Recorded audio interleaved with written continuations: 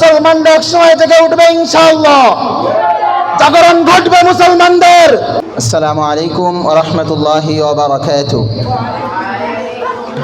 প্রিয় উপস্থিতি, ডিসেম্বরের 31 তারিখ আমাদের দেশে কি হয় সেটা কি আপনারা জানেন? অনেকেই জানেন অথবা অনেকে জানেন না। আমাদের দেশে এই দিনে 31st নাইট নামে একটি উদযাপন হয়।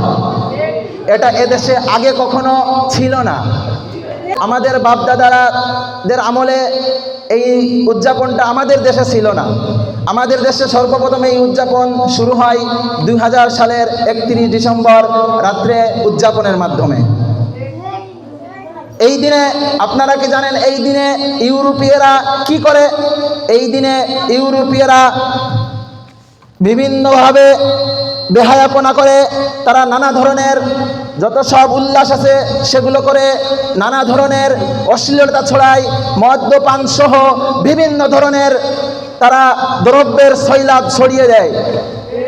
31st নাইট নামক এই এক নতুন কালচার এখন আমাদের দেশেও আমদানি করা হয়েছে।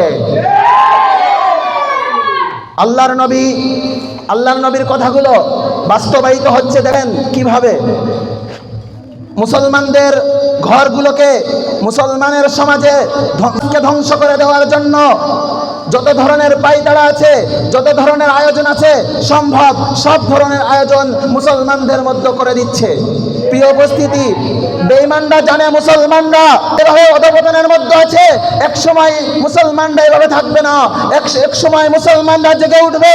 ওদের জানা যে আজকে উম্মতে মুসলিমা আজকে যে অধঃপতনের মধ্যে রয়েছে, তারা যারা পৃথিবী জুড়ে মুসলিম জাতির অধঃপতন, এটাই মুসলমানদের চূড়ান্ত পরিণতি নয়। এরা ইউরোপীয়রা ভালো করে জানে। তারা জানে মুসলমানরা এক সময় জেগে উঠবে ইনশাআল্লাহ।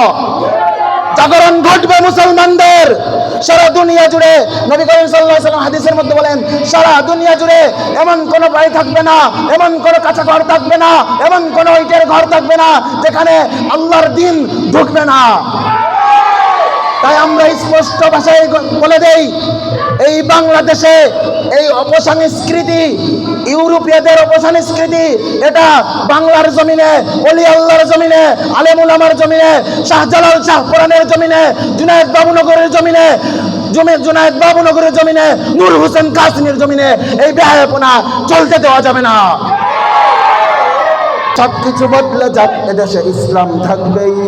ইসলাম ছিল, ইসলাম আছে, ইসলাম থাকবেই। ইসলাম ছিল, ইসলাম আছে, ইসলাম থাকবে ইনশাআল্লাহ।